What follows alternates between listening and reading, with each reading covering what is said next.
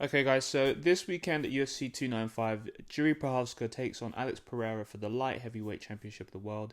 And then in the co-main event, we have Tom Aspinall, the UK zone, taking on Sergey Pavlovich for the interim heavyweight championship of the world. There's some other really good fights on the card, but I'm just going to be breaking down the co-main and the main event and giving you my prediction on who I think is going to win those fights. So let's get straight into it. The co-main event, Sergey Pavlovich versus Tom Aspinall. Sergey Pavlovich coming in at 18 wins, 1 loss. Tom Aspinall coming in at 13 wins, 3 losses. He hasn't lost in a long time though, Tom Aspinall. Obviously, if you count the fight against Curtis Blades, then yeah, he lost recently. But otherwise, he's been doing very well. Sergey Pavlovich, his only loss comes against Alistair Overeem, in which he made his UFC debut, and that was against a pretty in-form and prime Alistair Overeem at the time.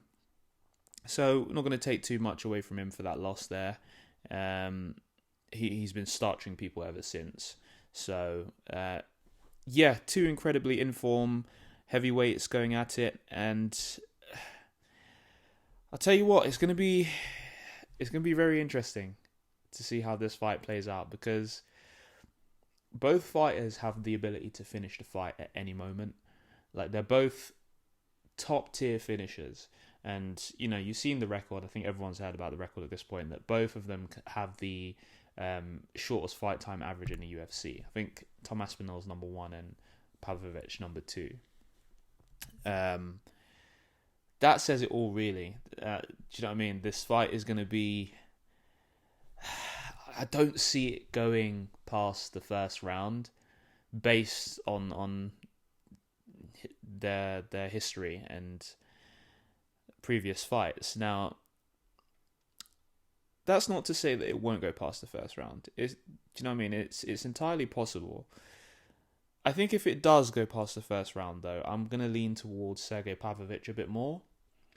And the reason is because he's been 5 rounds numerous times. He's been in 3-round fights and he's been the distance, and he's been in 5-round fights and he's been the distance twice, I believe. One of those times obviously coming out on the losing end of things against Overeem. Now, I think that loss against Overeem would have taught him a lot. Do you know what I mean? He was absolutely dominated in that fight. And I think he would have gone back to the training room after that and really drilled down on his wrestling and worked on his weaknesses and realized, okay, shit, I'm in the UFC. This is top tier. This is the best of the best. I need to be well-rounded and I need to sharpen my skills in all areas of mixed martial arts. We don't know how well his grappling's improved since then, because he's been starching people in the first round, but I presume he learned a lot and he's leveled up a lot.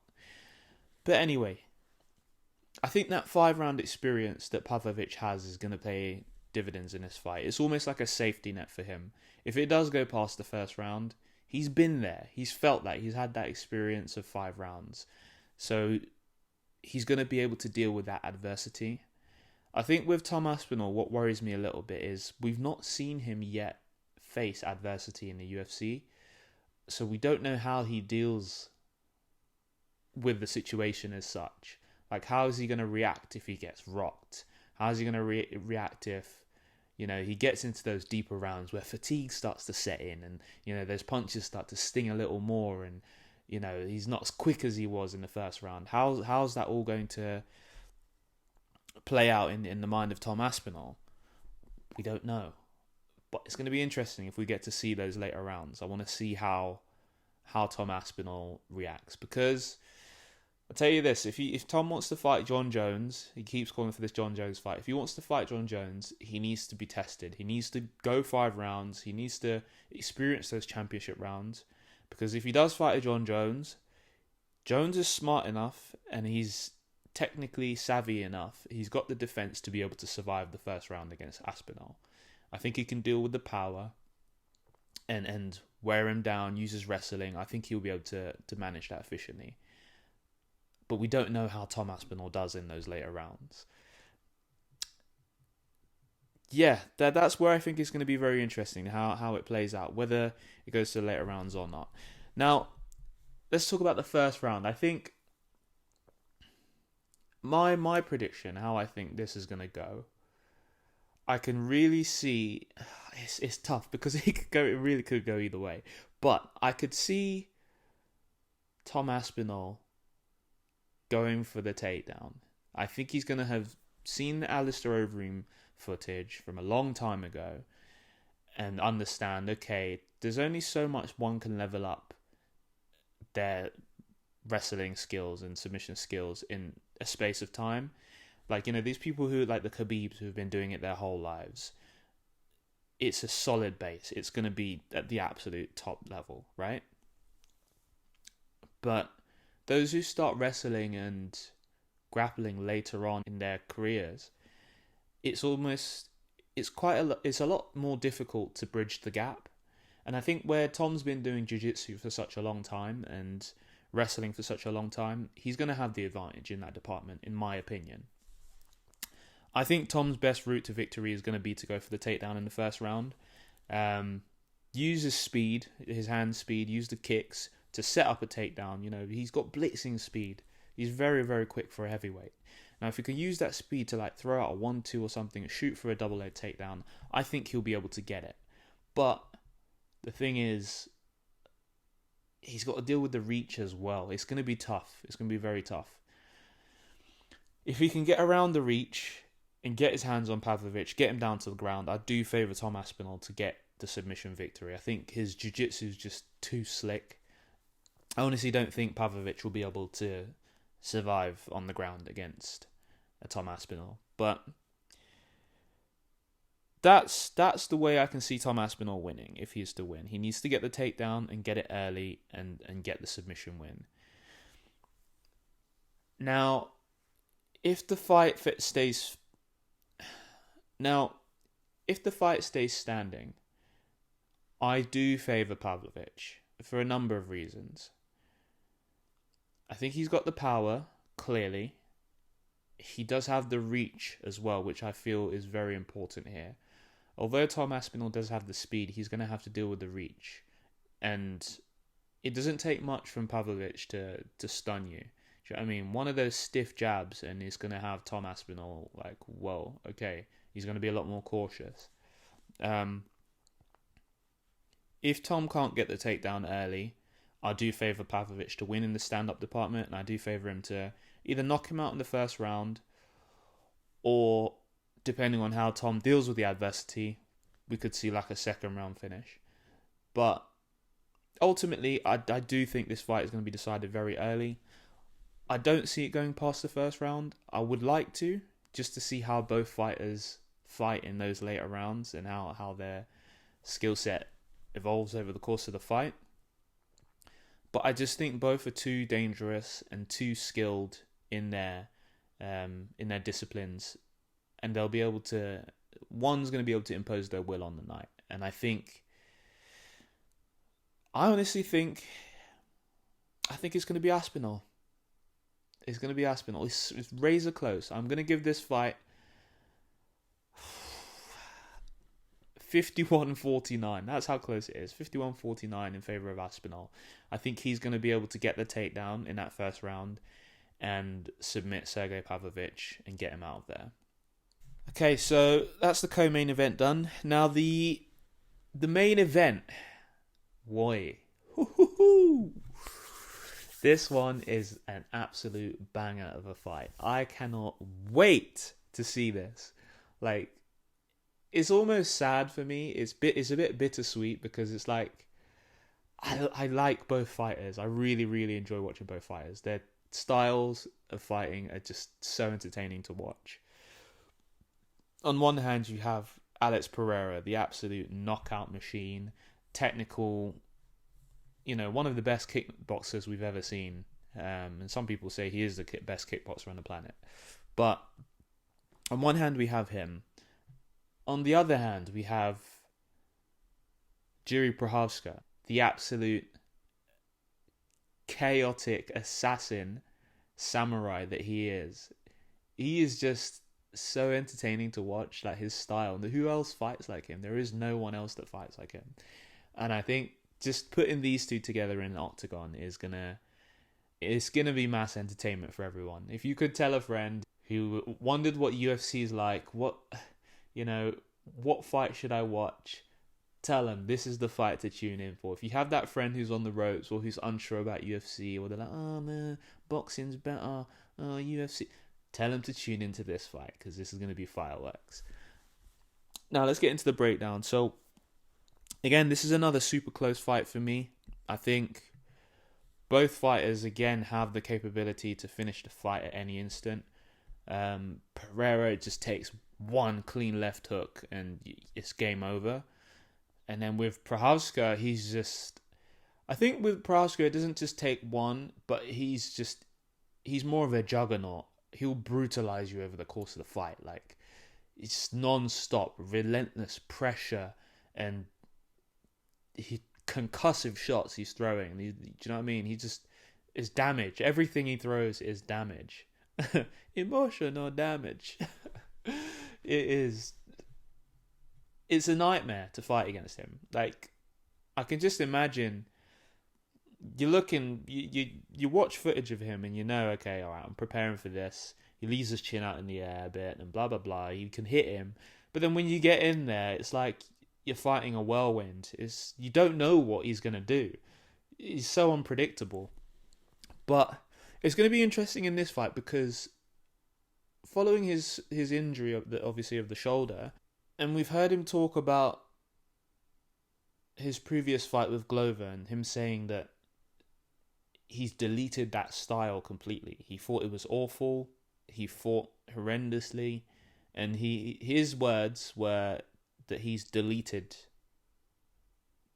himself and reinvented himself. Those were his words. So, I mean, dude's installed new software and stuff. Like, I mean, it's going to be interesting to see what this Jury 2.0 is going to look like. Is he going to be the same? Is he still going to have... Because that injury was really bad. Really, really bad. So, how's he going to look? You know, that's the question. How's he going to look going into this? Upon his return, he's been out for quite a while now. That's one question I have. And another thing is, how much has his game evolved? Like he's saying, he's deleted himself. What style is he going to come in with? Because he's so unpredictable, it's like, I wonder what he's talking... Like, what does he mean? He's deleted his style, or he's deleted himself. Is he going to come out and be a wrestler now? Like, let's wrestle. Is he going to be like... is he going to be like fucking Khabib now? Like, what's this new style he's talking about? This new jury. It's very intriguing. I'm excited and curious to see how this goes. But with Alex, we pretty much know what we're gonna get, right? Stand-up fighter. He's not really gonna go in there to wrestle, or maybe he will. The element of surprise. Who knows? He's been training with Glover, so he could do it. He could come in there with that wrestling style. It wouldn't be wise, but it's a possibility. But 9 times out of 10, we know what he's going to do. He's going to go in there, stand up and strike. He's got that weapon in his leg kicks, that lethal weapon that nobody seems to know how to defend. It is very difficult to defend, I have to say, because there is no tell on it. Like, there's no wind up. He kind of just throws it out there, and he doesn't look like he throws it hard too. It's just kind of, he just whips it out there, and it's hard to defend that kick, I have to say. This fight is going to be honestly down to who can land the cleaner shots first, I think, because they've both got power. I think with Alex, I do question his durability slightly. And against Jiri Prochazka, you can't really be one who lacks durability. You need to be robust and able to weather the storm, because he is relentless. But one thing on a positive for Alex, I will say, is that his fight against Jan Blachowicz, he did show to be more durable than he was at middleweight. Because he was getting clipped with some shots. He's very hittable. But he was getting clipped with some shots from Jan Blachowicz. And he seemed to take them well. He didn't seem phased at any point. Maybe, I guess, the weight cut at middleweight was... He was cutting a stupid amount of weight. You see the size of him now. It's crazy to think he was cutting down to 185. But obviously the weight cut was playing a part in his durability at middleweight, because he was getting rocked constantly against Izzy by that straight right. He can't afford to take those kind of shots at light heavyweight. But, as I said, he does look more durable. Now, the way I see this going, I think I favour Alex early in the fight.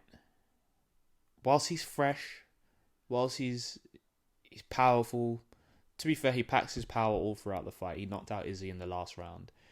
But while he's fresh and he's moving well and efficiently, I think he's going to be super dangerous. And if Jury comes in there with that crazy style, leaving his chin open, I don't think he's going to be able to take the shots. I really don't. But if it does go into the later rounds, I do kind of favour that brutalising juggernaut onslaught of a style from Jiri Prochazka to sort of take over the fight and put that pressure on Alex and wear him out and eventually just rock him and finish him. Again, it's such a close fight. It could go either way. But I'm gonna go with Alex. I'm gonna go with Alex Pereira, and I think it's gonna be a second round KO. Second round KO for Alex Pereira. I can see the first round just being quite... I don't think it's going to be a super fast-paced round, because Jury's just coming back for the first time since his injury, and he's had a long break. I think he's going to need some time to just dust off the cobwebs a little bit. I think he's going to be a little hesitant to start off with. And I think Alex Pereira is going to take his time and just pick him apart, implement his leg kicks, get the jab going, the body shots, and then eventually find the chin, I think, in round two. Round two will be when he catches him clean. So, yeah, 55-45 in favour of Alex Pereira. That's what I'm going for. Again, super close fight. Jury could win it, but I think Alex is just he's gonna catch him in round two. So that's my prediction for the main and the co-main event, guys. There are some other really good fights on this card as well. Jessica Andrade is fighting against Mackenzie Dern. I think that's a decent fight. Andrade coming off a three fight losing streak. She does need a win, because if she loses this, it's not going to be looking good for her. Mackenzie Dern won her last fight earlier this year. I think it's a good fight for both. It's a good fight for Andrade, and it's a good fight for Mackenzie Dern to sort of move her way up the rankings if she can get that win. We also have Benoit Saint Denis fighting on the card as well, which that should be a good fight, actually. A very, very good fight. Number 14 ranked Matt Frivola. Again, he's a good fighter. This will be a good test for Benoit Saint Denis, and it will be a good scope to kind of see where he really is at. If he comes in there and starches Matt Frivola, then we need to start saying, okay, this guy is a future champion. Like he's gonna cruise through the rankings. But I think it's gonna be a close fight. It's gonna be interesting. If Benoit, he can't. I'll tell you what, with Benoit Saint Denis, he can't come in as reckless and scrappy as he did in his last fight, because I think Matt Frivola will finish him and catch him. But yeah, I have to say I do favour Benoit Saint Denis to win this fight, though. I think he's good, man. He's a very good lightweight, and I personally do think he's going to be a future champion. But yeah, looking like a good card, some great fights. I absolutely cannot wait for the co-main and the main event. Leave in the comments who you guys think is going to win the fights, your predictions on the co-main and the main event. Make sure to like the video if you guys enjoyed this content. And until next time, like, subscribe, share with your friends. Peace out.